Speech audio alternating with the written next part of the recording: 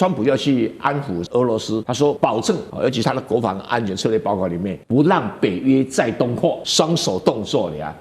我的武器你不用把它打扁啊，我只是要卖武器而已啊。那其他你欧洲自己负担。梅尔兹啊，他本人就是比较属于纳粹思想者，那他们非常有这种所谓的国家武力的这种想法，他想要做欧洲的第一大国，要有极强的军事武力。刚好碰到现在英国跟法国都不太管用，这是他成为欧洲霸主的一个机会，要接美国的空档。那接美国的空档，当然就要花钱。战云密布，尤其今天我们也会来关心到欧洲地区，2027战云正在逼近吗？好，来看到的是川普他现实，欧洲国家你要接手北约。让这个欧洲国家的军费也爆冲，还有征兵制现在回归了，欧洲全面武装吗？不可避免的战争进入倒数吗？今天就这些议题，我们会一次的来做关心。赶快来看到，这是川普祭出的震撼弹，他说：限期你欧洲啊，2027年前你赶快全面接手北约大部分的传统防卫能力，这当中包含了情报、兵力部署跟飞弹的防御，告诉欧洲说你自立自强吧。美国呢不可以一直罩着你。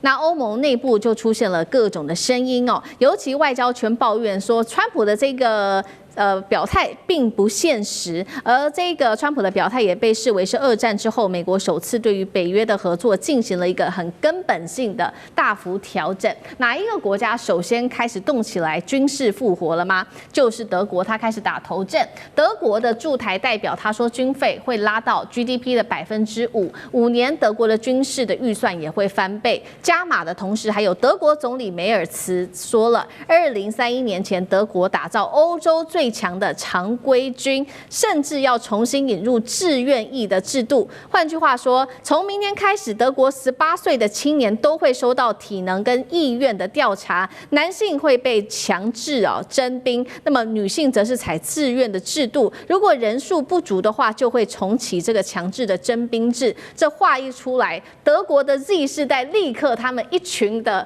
这个年轻人走上街头抗议了，他们就是拿着标语来做示威，说包括他们自己的家长也在示威，说你不能拿走我的儿子，和平才是力量。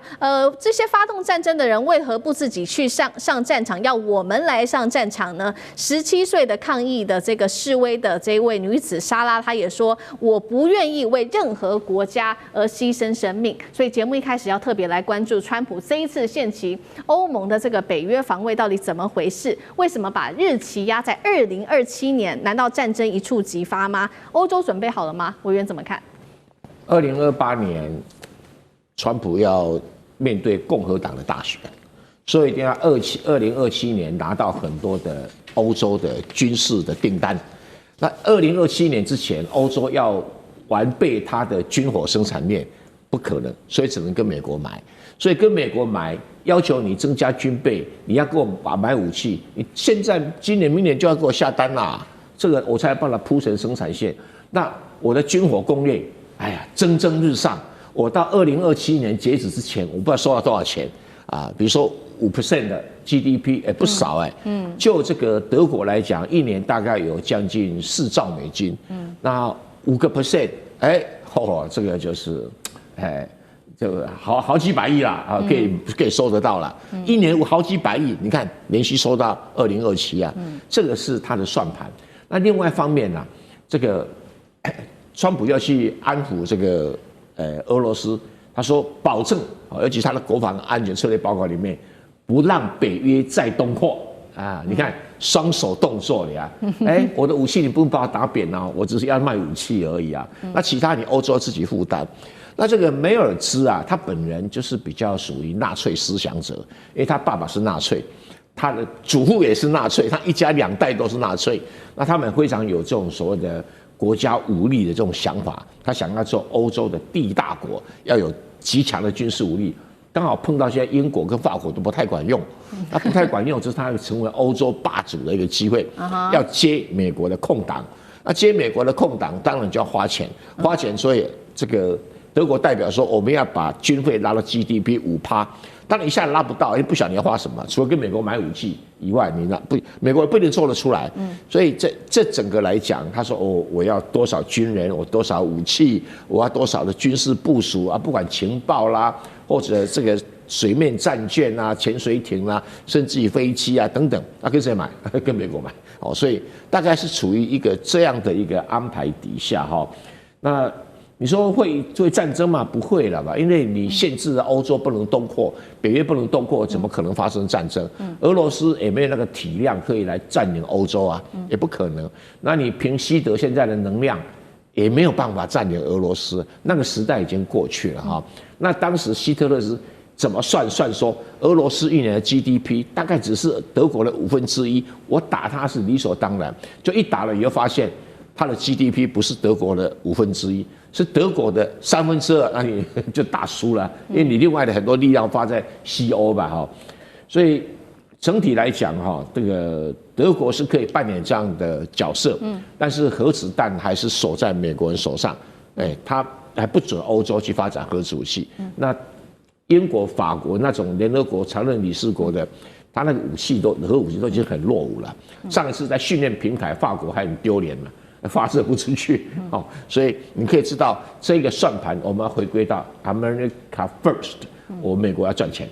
好，川普为了2028选举考量要卖武器给欧洲国家，所以要欧洲现在自立自强。刚刚特别提到了嘛，这个德国率先起了一个头那刚刚委员也提到了这2个不怎么管用的英国跟法国，等一下他有什么战略，我们也一起来看。先看到德国，就这个军人现役18万人，他说2031年要增加到24万人，并且呢装备全面升级不管是从坦克战机啊，还有它的舰艇等等，要成为欧洲最大的军力中心。法国要重新定义它的印太战略通过了7年建军法案，直接点名要在南海、台海这边自由航行，明确把印太列为国家军事利益的核心。英国则是呢，在它的这个高科技武力上面要做转型，国防开支拉到 GDP 的2.4%。虽然它的陆军只有14万人，但是现在看起来海空军现代化的速度，还有2艘航母仍然是具有相当程度的战略价值的。其他国家来看到波兰，它现在是目前冲最快的一个陆军的一个巨兽，国防预算现在也是最多，全欧洲最高，高达4.12%，占 GDP 的占比，兵力也会一口气扩张到50万。那么采购的这些武器系统也已经列出来了，目标成为东欧最强陆军。整体来看到欧洲总共是投入了10亿欧元，换算新台币300多亿，要做跨国的海空军研发。但是欧洲确实虽然说目标明确，但是要追上这个军力排名，其实还是远远不及的。尤其来看到最新报告，2025全球火力排名1到5名，其中3名美国、俄罗斯、中国占前面，英国只排到第6，法国更是只有第9，德国第11名。欧洲现在也在备战吗？县长怎么看？欧洲的确在备战啊。那如果我们看到现在这个状况的话，第一个我们看到的是波兰。那波兰它当然就是唇亡齿寒啊，而且它眼见着这个乌克兰是如何的被这些列强给抛弃的，所以他想要积极的建军。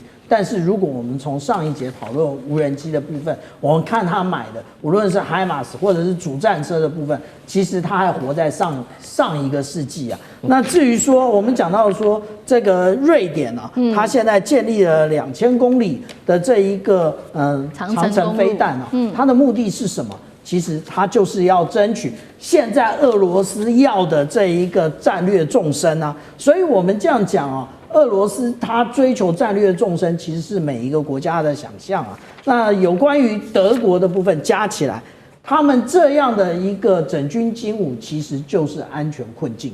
他们觉得，也就是他们现在这样为难俄罗斯，那俄罗斯打完俄乌之后会针对他们，所以他们现在为了要因应未来的可能威胁，所以他们就开始了不断整军经武啊。其实最后呢，我们这样讲啊，对外军购啊，只会消耗预算，没有办法增加国内就业。那这个问题呢，我们现在点名的这些国家，我们就等着看2年之内它会不会倒台啊？为什么？因为其实国内它实际上来讲，社会的这一个经济状况不断的萧条啊，那但是呢，钱通通都在建军。那至于法国比较特别，法国它都重新定义这个印太战略，我们大家都忘记了，法国其实在南太平洋它是有话语权的，也就是我们看到从所罗门群岛以东，它其实我们可以看到新克里多尼亚，还有这个瓦利斯群岛以及富国纳群岛这个部分，还有法属的波利尼西亚。虽然它现在因为这几个地方，它称之为叫做法国海外集体，也就是它的一个接受法国统治的状况其实并不相同。那但是法国不断的强调，也就是它在太平洋是有话语权的，所以我们讲到它为什么不断的到中国到访，其实它是有其他的想法的。好，欧洲已经积极在备战了，这个是政府层面，但是社会内部，刚刚舰长也帮我们特别提到了，社会的经济萧条是一个问题。第二个，年轻人他们也不想打仗啊，过得这么好，干嘛打仗呢？德国的这些 Z 世代走上街头，接下来怎么办？杨老师，就是俄乌战争使得德国以及一些欧洲国家的政治领袖就担心说，战争结束之后，俄罗斯可能就有能力去攻打北约国家了，然后再加上美国又开始准备做战略收缩，是不是对北约的这种安全承诺会没有办法兑现？所以呢，我们要自己这个强大起来。但我觉得这种是面对战争，就是说在俄乌战争之后一种正常反应哈，但并不切实际。因为在1996年，法国就废掉了征兵制，德国是在2011年废掉了征兵制，大部分的西欧国家都已经没有征兵制了。那瑞士是有征兵，可是他们的征兵，就算有这个过去的征兵，大概做10个月到1年的这个征兵，跟我们台湾这个很像啊。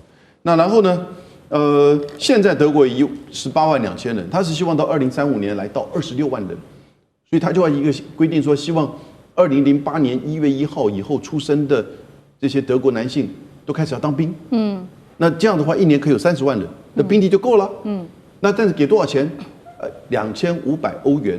和台币现在大概是9万台币，他们觉得没有什么必要。俄乌战争，我们持续要来关心到是普丁这回震怒的亮剑，他也正式的对欧洲做出了警告。他说，一旦开战将会迅速的结束。另外一方面，根据了解，英法现在密谋帮助乌克兰来做他的核弹吗？这个背后的阴谋，今天我们都会一起的来做解密。赶快来看到这个俄乌和谈的最新进度到哪里了呢？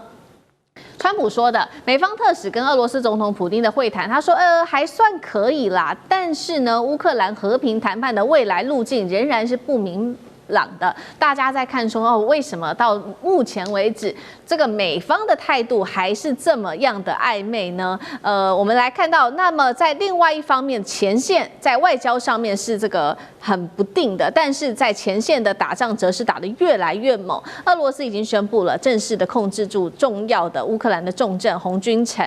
那么现在可以看到，乌克兰方面出现了更多的逃兵，接近是30万人，民众宁愿割地也要换来和平。那乌克兰则是针对了这个俄罗斯的无人艇狂轰包括他的影子舰队的油轮。那这个时候，普丁也罕见震怒，发出的强烈警告，会彻底切断乌克兰它通往海洋的所有的道路，等于要把乌克兰变成一个内陆国家。敖德萨会不会成为下一个重要的大目标？将军怎么看？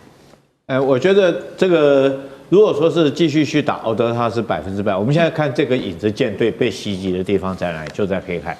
那袭击影子舰队的无人艇从哪里出来？就是从敖德萨出来，这是第一个，我们眼前就看到的。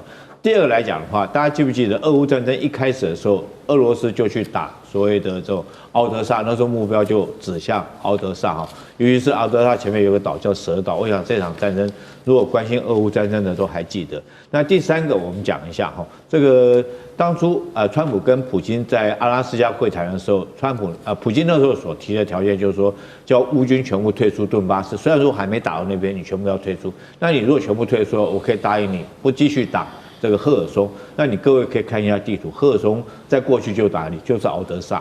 那为什么敖德萨对俄罗斯这么重要？我们都知道这个。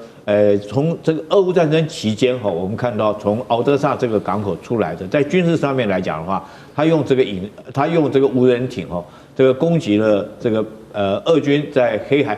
在克里米亚的黑海舰队，包括旗舰都是在这边被击沉的，包括克里米亚大桥在这边都是被攻击过好几次。那所以说，如果说是这个俄军来讲不能够控制住敖德萨来讲的话，对他黑海舰队是一个很大一个威胁。那他为了维持他在黑海舰队的海权他必须要将这个地方彻底消除黑海舰队的这种后患。所以我认为说是，当然现在来讲，如果说是28点的和平协议，目前双方还在谈判之中。但是我们听到就在昨天谈判结束之后，双方还在说这个虽然说是富有成效，但是极其艰难。那问题是关键就卡在这个地方。当然，这个就泽伦斯基来讲，他不愿意当一个投降的总统，但是就普京来讲，他整个战争的目的不就是为了维护他这个整个俄罗斯的安全吗？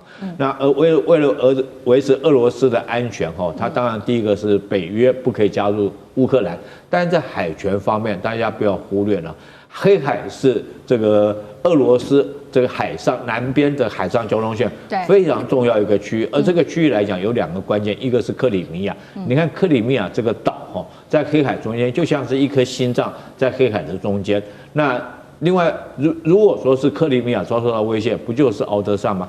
所以我一直认为说是普京不是吃素的虽然说你看到他现在谈判条件没有提到敖德萨，但是我个人来讲，如果说从地缘战略，从他们自己安全的理念来看，为了维持他在黑海的这个海权来讲的话，他一定要拿下敖德萨。那第二个来讲，拿下敖德萨之后，对于这个整个乌克兰来讲，将你打成一个内陆国，更可以消耗你的国力。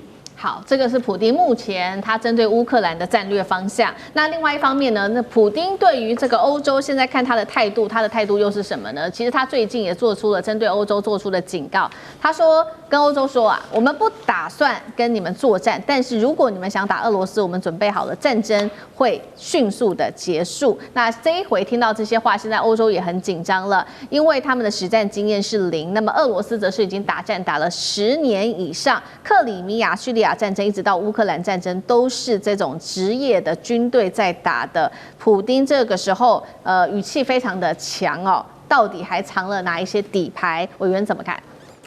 欧洲加美国如果要论军队的人数，很抱歉都输俄罗斯。但是如果要用战机，只有美国才有。美国要不要下场？欧洲的战机平常讲跟俄罗斯战机比是没得比啊，因为主要是在数量差太多。还有弹药，整个欧洲的弹药加美国弹药都不如俄罗斯啊。那作战经验就更不用讲，俄罗斯的军队现在已经全世界作战经验最丰富的，而且开启了最现代的作战的战术跟战略尤其是无人机改变了，新科技改变了，这个俄罗斯都被迫应战也学会了所以他现在是全世界最强的陆军，这一点不用怀疑。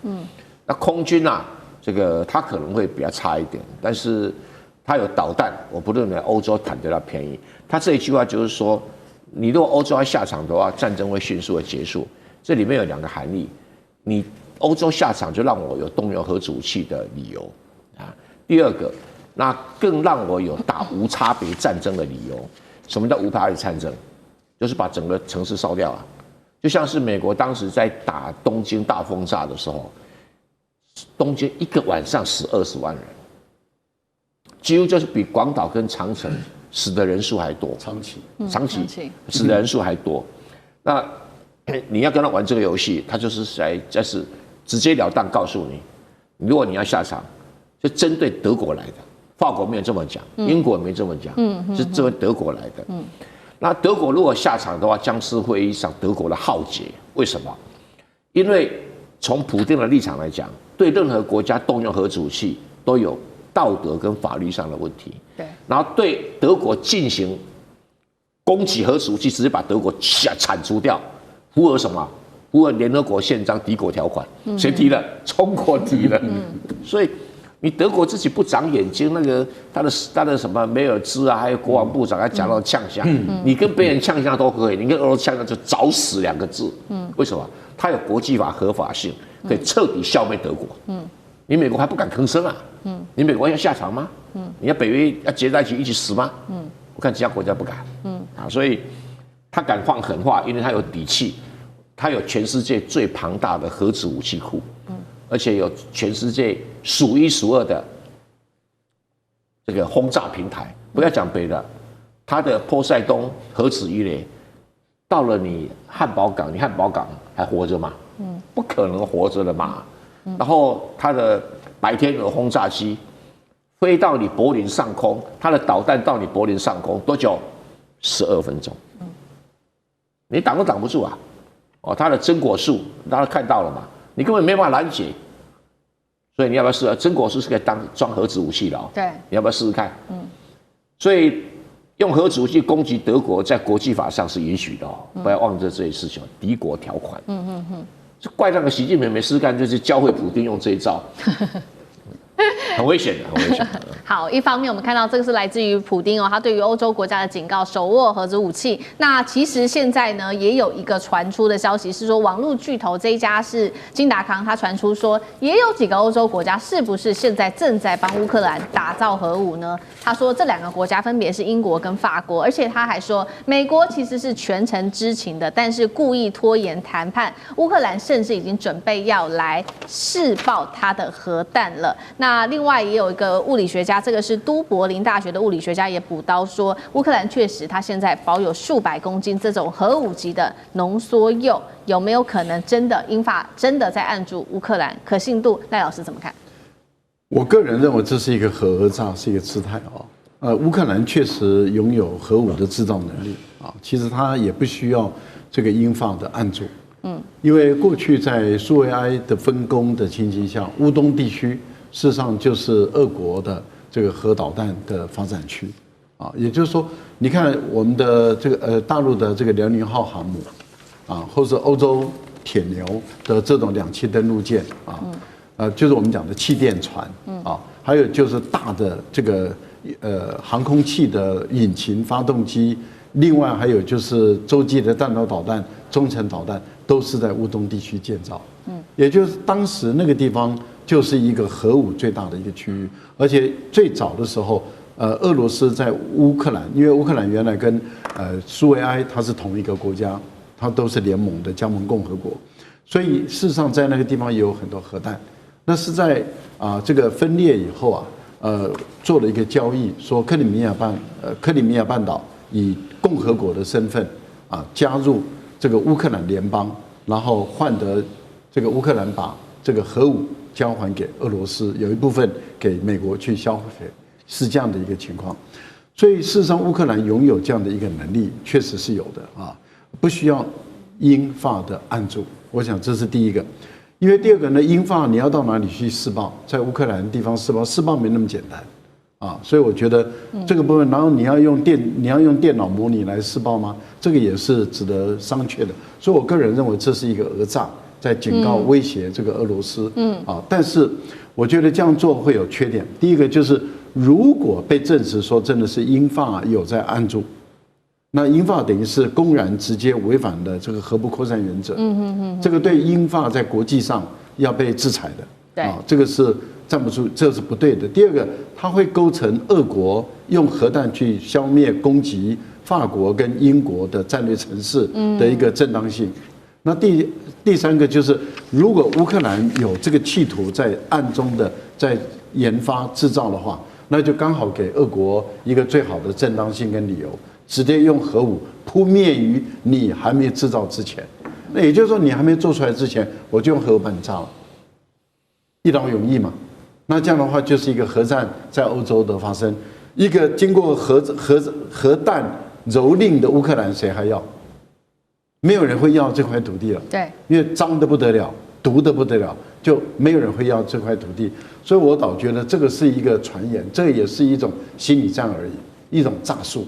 那基本上来讲，没有一个国家敢这样做。川普当选了，那全球都在关注的俄乌战场会不会还来不及结束，就演变成世界级的核战场？最新消息传出来，如果川普敢取消对乌克兰的军事援助的话，那泽伦斯基说他就要对俄罗斯来动用核武。他现在也懂得什么叫做核讹诈了吗？川普要派和平大使去了，会不会根本就是笑里藏刀呢？好，我们先来看到是乌克兰最新公布的报告，他说如果你美国取消了我的军援，那乌克兰可能在几个月内就对俄罗斯来动用所谓的核武哦。那乌克兰真的有核武吗？现在他们说他们要用什么样的核武呢？类似当年美国对长崎用的这个原爆的胖子原子弹技术，要来用布来制作核武。好，长得就像这个样子，圆圆的一颗，英文叫它 Fat Man。真的有可能吗？这个胖子原子弹真的能够用吗？说现在如果乌克兰动用这个核弹的话，就能够摧毁整个俄罗斯的空军基地呀，或是它的工业，甚至是它的后勤设施。哇，听起来这个核战场要登场了吗？我想先跟委员一起来看，有可能吗？其实不只是乌克兰呐，普丁早要讲过很多次了，他也做过好多次的那个核武测试。问题是说，现在泽伦斯基要把这招学下来了吗？他说他也要动用核武嘞。对照一下这个川普的长子小川普，他之前就说了嘛，38天后马上泽伦斯基你就会失去军援了。所以委员你怎么来看这一次乌克兰的这个核武的这个威胁对象，是不是恐怕不止普丁，可能背后也在威胁的是川普？经常我们男人之间在喝酒的话，有一句话就是说讲屁话不缴税，你尽管讲不会课税，这个叫讲屁话。过去大家一直有个错觉，哎呀，以前乌克兰有好多核武器，这个核武器后来在布达佩斯备忘录里面被取消，所有的核武器就运回这个俄罗斯，然后原来的地方呢，美国大家给他一些钱，让他去处理这个后续的处理哈，所以他印象中觉得，哎呀，乌克兰核武器啦，那个叫讲干话。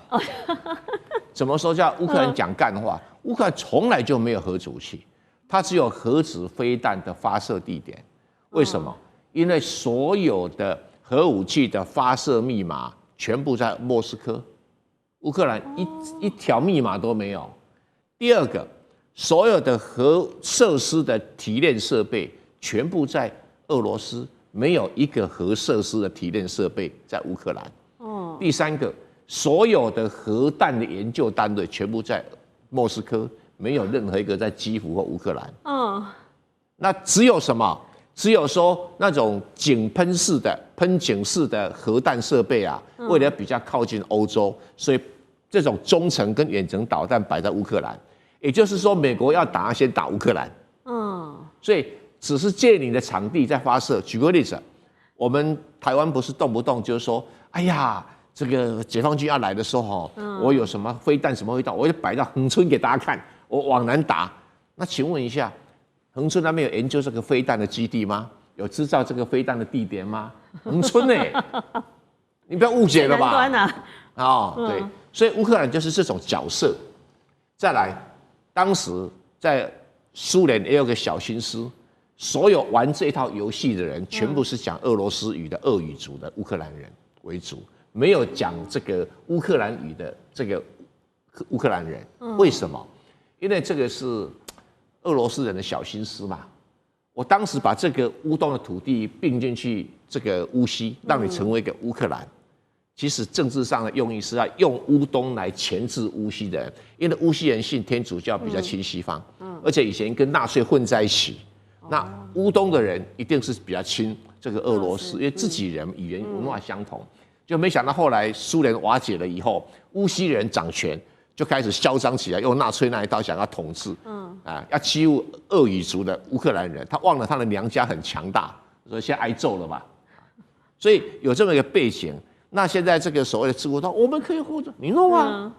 我说我可以用最简单的胖子叫 Fat Man，就是应该是丢在广岛的那一颗，那个用布做的，你连个提炼设备都没有，你那个布的原料都没有，你哪里来？你什么都没有啊。那个不要讲别人伊朗提炼多久都提炼不出来。你有提炼设备吗？你有钱买提炼设备吗？你知道提炼多贵吗？乌克兰也不想想看那个谁啊，那个伊朗花多少钱？伊朗还是产油国家你乌克兰是什么国家？现在哪有钱？那打成这个样子的，乌克兰只是卖玉米、卖大豆，能够有钱去买这个东西吗？还是美国给你？还是谁给你啊？我说的难听一点，连德国都没有。这一套设备是德国自己做的西门子的提炼设备，就德国自己都没有啊。所以我是觉得这个叫讲干的话让人家误以为乌克兰以前的核子武器核子设施乌克兰还讲谎话，就说哎呦，我当时要是不签了贝达佩斯备忘录然后我就有核子武器，我就可以反击。你有密码吗？好，你有密码吗？对，你有发动设施吗？是，你通通没有那个都是在谁手上？在叶尔钦手上哦，好，所以你完全没有办法用，而且你还要花很多钱去维护、去打扫，你有钱吗？你也没有。所以我是觉得乌克兰从头到尾，我不想贬义他跟学泽连斯基学得很像，要演戏给大家看，你演啊。讲这种干话没有用的啦。好，所以感觉上这个泽伦斯基真的叫说大话。那我们来对比一下，如果以实力来看呢？当然啦，我们看一下嘛。现在说这个报告出来说做胖子原子弹，但它能跟俄罗斯比吗？好，我们来看一下这个 Feynman 到底有多厉害呢？以目前来规划的话，算的话，它的威力相当于2.1万吨的 TNT 炸弹。好 ，TNT 就是现在通用型的炸弹，它是黄色外观的。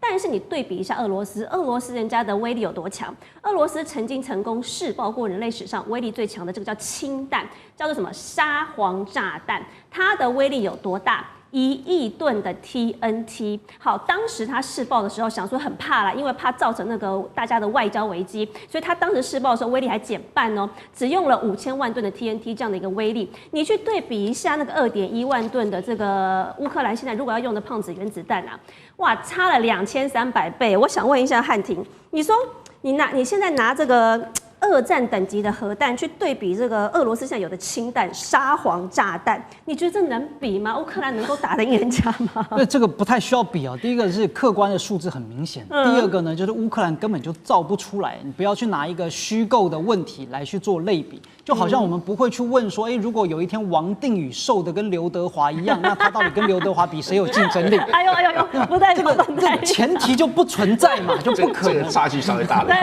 这就没什么好比的。提这个问题都觉得很多余。那我们还是分析一下，就这个乌克兰的智库CACDS， 就它本来是本土智库嘛，那它除了分析纯粹的战事，也会给乌克兰政府相当的建议。但是呢，它就受到很强大政治因素的影响。第一个，因为它当然是政府的支持是政府的资金。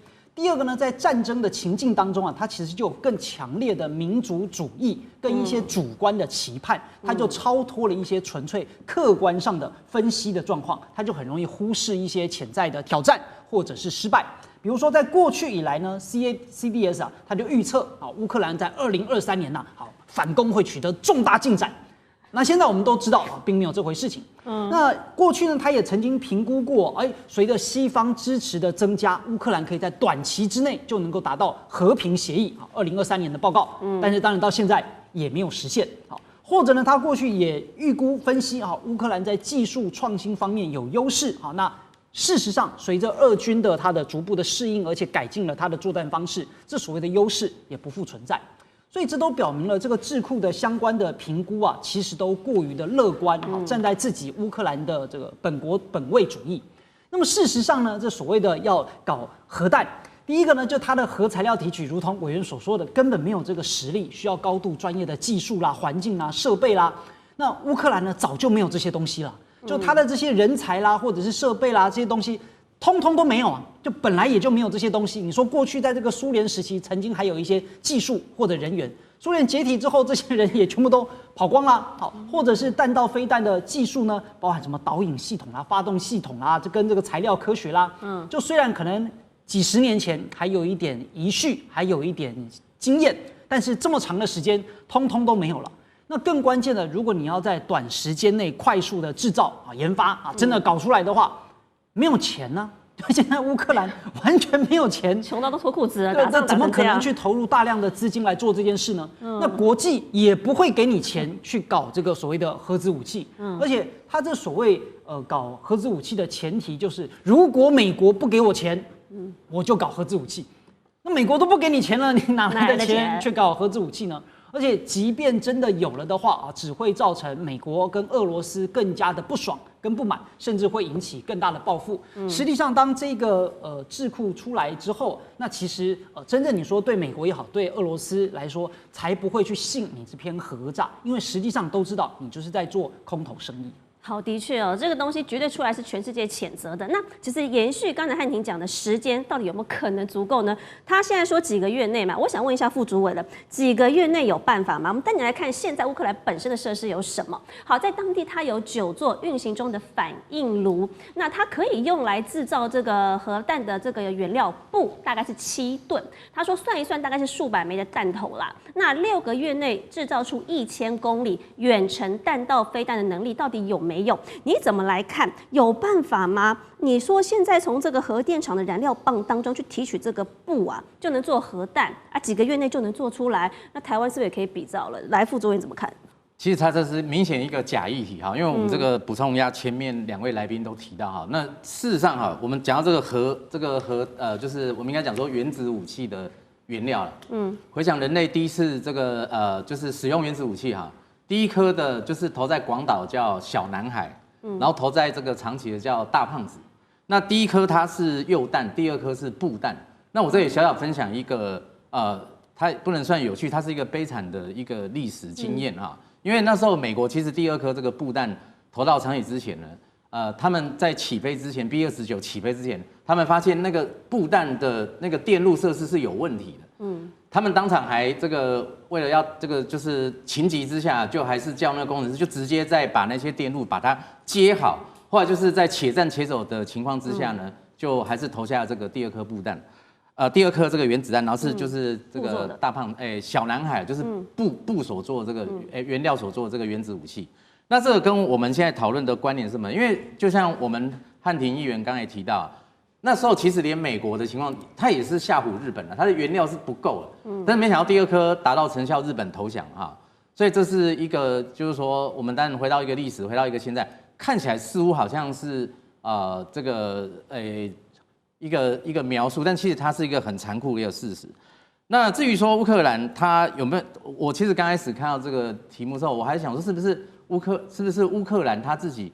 在原地做一颗这个布弹，然后让这个后面人接受，他自己引爆。因为这边提到说1000公里的弹道射程，这个根本上是不可能的啊。就是说，以现在乌克兰的这个情况，但我们刚才但蔡委也有提到这个布达佩斯啊这个协议哈，这个其实我们谈论到这个议题的时候，也不禁让我想起，其实也跟观众朋友们分享啊，其实当初布达佩斯协议它之所以会签订。主要就是在苏联解体的时候，乌克兰他借由这个协定对西方世界宣告他希望能够加入北约的一个诚意，就是说他放弃这个，就是说在前苏联时期的核武器。所以我在想，他为什么最近去提这个事情，也是让大家唤醒，就是其实这个俄乌战争它之所以刚开始爆发，也是因为这个北约的问题。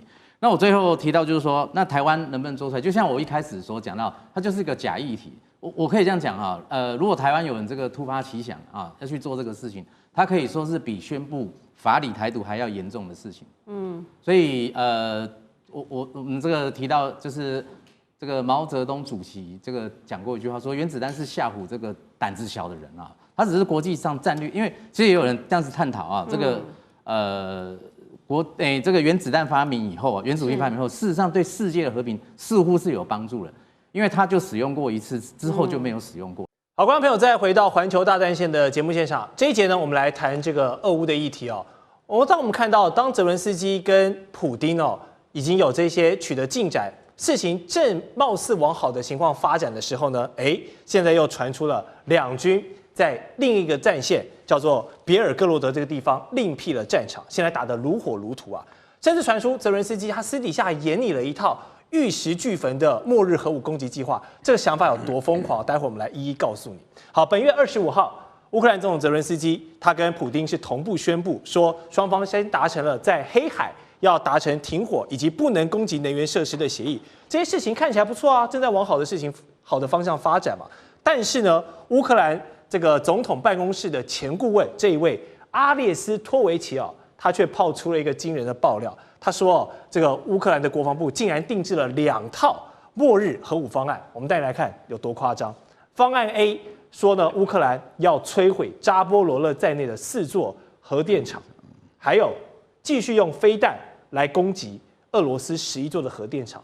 这代表着什么？就是拉前苏联整个体系，大家一起来当这个核能的这个不能说炼狱啦，但是这种核弹一旦爆发，那个地方会变得有多可怕？我相信在很多的影视作品，大家都能想象到。好，这个事情已经比我觉得电影小说还要夸张了。另一个方案 B 呢，是制造所谓的这个 dirty bomb 脏弹，这个东西可以说是惨无人道，不讲武德，用这个东西来威胁俄罗斯。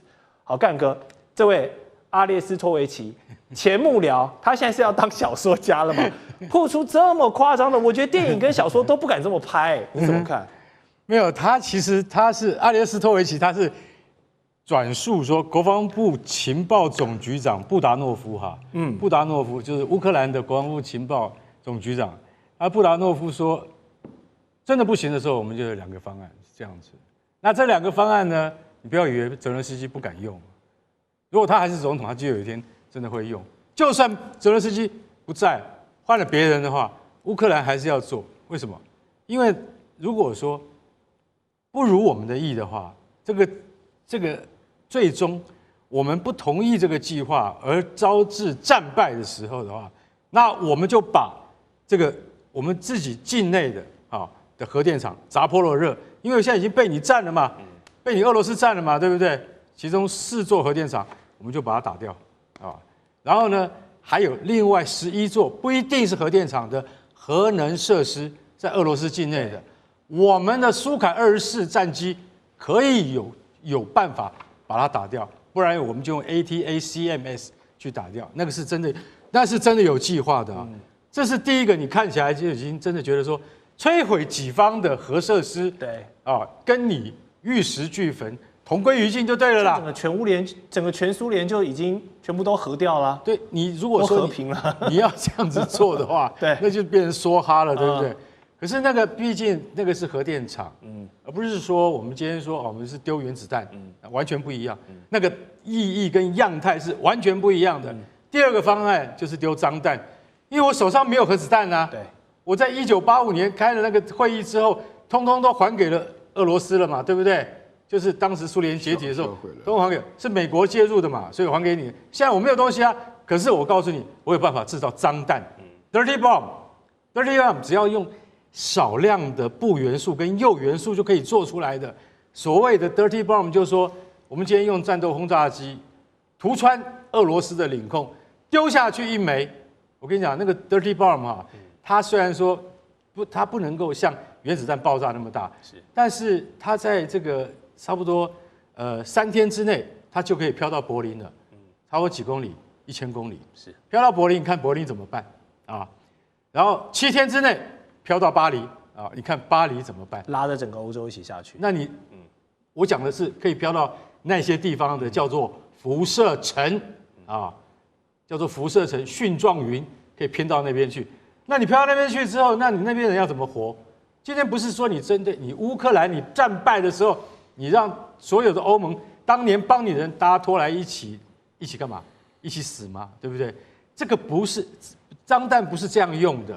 你说攻击对方的核设施，老实讲一句，也是一种很不道德的做法。为什么？就像311地震，311地震的时候，核设施受损，但它不像东京，它不像不是广岛被丢原子弹那个样态是完全不一样的。所以乌克兰这个同归于尽计划，我讲一句实在的，那是不可行的。但是这时候又有人看了以后，叫英国的一个退役海军将领，他说不用怕，我们英国有3叉戟飞弹，我们可以摧毁俄罗斯40个城市。我说你想想看呢，俄罗斯自己有伊斯坎德飞弹，有各种先进的这个长城飞弹，俄罗斯的核子潜艇还会比你英国少吗？所以拜托不要去妄想核子战争，那都是不可想象，那个都是一定是造成人类毁灭的东西。所以拜托乌克兰，你回到现实面来吧。确实像干哥讲了，这个末日核武计划真的是太魔幻了。我们还是先把重点拉回到现实层面的战场上。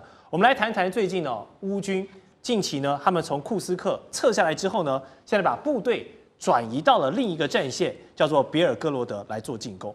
美国的智库战舰研究所就透过卫星图来比对认为这个乌军现在所占领的这个新占领区现在也达到了150平方公里了，甚至有网络传闻说呢，俄罗斯军队北方集团的司令一位拉平将军可能在当地已经阵亡了。好，从库斯克的首府到别尔哥罗德的首府，其实也不算太远哦，这个公路距离也就是147公里而已。好，乌军突然发难，另辟战线。